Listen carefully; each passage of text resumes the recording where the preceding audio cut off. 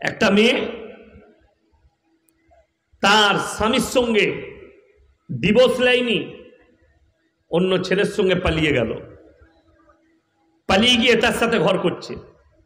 যদি বলেন শরীয়ত কি বলে, শরীয়ত মারাত্মক কথা বলেছে যে ওই ব্যক্তি যদি তার স্বামী তাকে তালাক না দেয়, ছাড় না দেয়, ডিভোর্স না দেয়, শুধু ডিভোর্স দিলে হবে না, ইসলামী শরীয়ত মোতাবেক 3 হায়েজ পর্যন্ত 3 মাস 10 দিন তাকে ইদ্যত পালন করতে হবে, পরবর্তীতে সে অন্য স্বামী গ্রহণ করবে।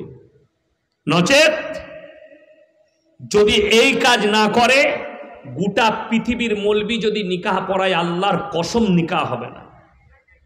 হারাম বাচ্চা পয়দা হলে হারাম আওলাদ জন্ম নিবে।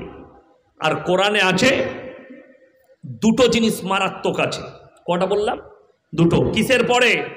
শিরকের পাপের পরে ডেঞ্জার পাপ, যেটাতে অনেক মুসলিম জড়িত। ওয়ালা তাকতুলু আওলাদাকুম খাশিয়াতা ইমলাক।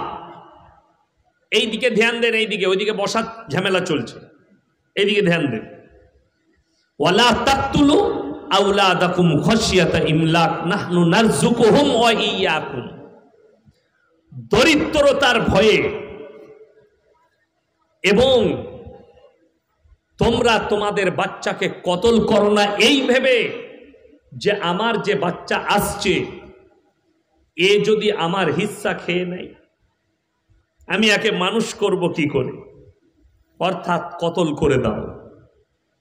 দেখবেন আপনি যে কোনো ডাক্তারের কাছে যান, হিন্দু, মুসলিম, জৈন, শিখ, ইসাই, যার কাছে যাবেন, যে কোনো ডাক্তারের কাছে, আপনি যদি বলেন আমার পেটের বাচ্চা নষ্ট করব, ডাক্তারে নিষেধ করে, কোনো ডাক্তার বলবে না যে তোমার বাচ্চাটা নষ্ট করে দাও।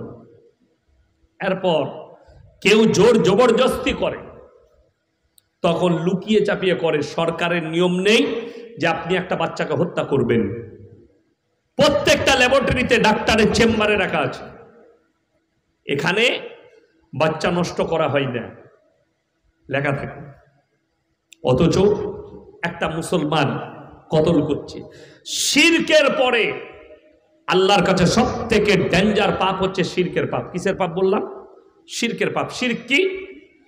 আল্লাহর যে ক্ষমতা, আল্লাহর যে শক্তি, আল্লাহ যে সৃষ্টিকর্তা, সেই শক্তি আর কারুর আছে এবং আল্লাহ বলে আর কেউ কি বিশ্বাস করা, এটা হচ্ছে শিরকের পাপ। এই পাপের পরে আল্লাহর কাছে সব থেকে ডেঞ্জার পাপ হচ্ছে নিজের স্ত্রীর পেটের সন্তানকে হত্যা করা। এই গুনাহ আল্লাহ ক্ষমা করবেন না, এই গুনাহ আল্লাহ ক্ষমা করবেন না। আমাদের উস্তাদে মোহতারাম দারুল উলুম দেওবন্দের উস্তাদ হযরত মৌলানা মুফতি ইউসুফ সাহেব তাউলি, আমি ওনাকে জিজ্ঞেস করলাম, हजरत अगर कोई अपने कोख के बच्चे को खत्म कर दे, मर्डर कर दे, इसके लिए क्या सजा है और इसके लिए माफी के रास्ता क्या है? तखन उन्हीं बोलें, भाई कुरान के अंदर देख लो कि शिरक के बाद अगर कोई सबसे बड़ी पाप है, गुनाह है, तो अपने बच्चे को कत्ल करना। सकले बोलुन रुजिर मालिक के? आरो जोरे बोलुन के? रुजिर मालिक यदि आल्लाह है, अपनी हत्या करार के? अपनी भेबे देखुन तो, आपनार मा बाप यदि এই চিন্তাধারা নিত, আপনি কি দুনিয়ায় আসতে পারতেন? আপনি কি দুনিয়ার মুখ দেখতেন? তাহলে আপনি ভেবে দেখুন, আমার মা আমার বাবা যখন আমাকে পেটেতে হত্যা করেনি, তাহলে আমি কেমন করে আমার পেটের বাচ্চাকে হত্যা করব? কদর করুন, খুব ডেঞ্জার। তার আগে আছে ওয়ালা তাকরাবুজ জিনা ইন্নাহু কানা ফাহিশা ওয়া সা সাবিলা।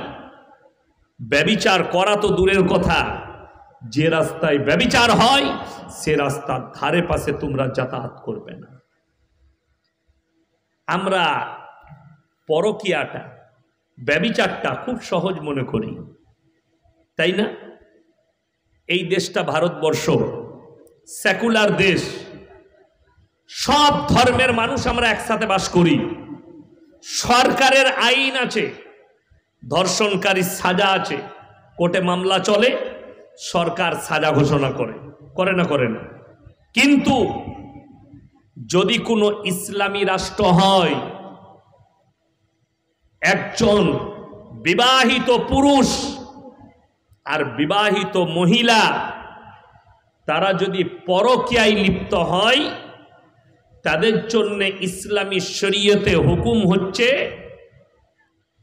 একবারে কতল লয়, ধরলেন তলোয়ারে করে দিলেন, দাপ করে মুন্ডুটা পেরিয়ে গেল, যাই না অনেক সময় হয়, এইভাবে নয়, তাদেরকে এইভাবে হত্যা করো, দাঁড় করিয়ে পাথর মেরে মেরে কষ্ট দিয়ে হত্যা করো। এইটা হচ্ছে ইসলামের শাস্তি, পাথর মেরে মেরে তাদেরকে হত্যা করো, মধ্যখানে দাঁড়িয়ে করিয়ে। তা না হলে আর একটা আছে, খেপা কুকুর লাগিয়ে দাও যেন তাদেরকে ছিঁড়ে খেয়ে ফেলে।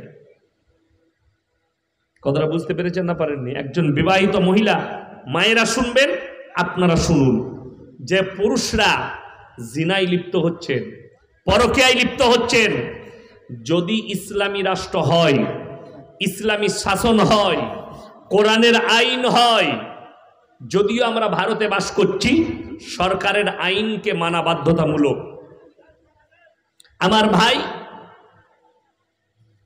তাহলে তাকে ডাইরেক্ট তলোয়ারে করে কতল নয়, তাকে রাস্তার মধ্যেখানে দাঁড় করিয়ে পাথর মেরে মেরে হত্যা করে দাও। কেউ যদি ধর্ষণ করে, ধর্ষণ, কোনো মহিলাকে, কোনো মেয়েকে, বালিগ হোক না বালিগ হোক, যদি ধর্ষণ করে আর যদি প্রমাণ হয়ে যায় এই ব্যক্তি ধর্ষণ করেছে, তাহলে তাকে মধ্যখানে জনসমক্ষে নিয়ে এসে তাকে ওইভাবে পাথর মেরে মেরে হত্যা করে দাও, যদি ধরা পড়ে যায়। কোনো যদি অবিবাহিত ছেলে মেয়ে তারা যদি পরকীয়া করে আর যদি ধরা পড়ে যায়, তাদেরকে 100টা চাবুকের বাড়ি মারতে হবে, এক একজনকে 100টা।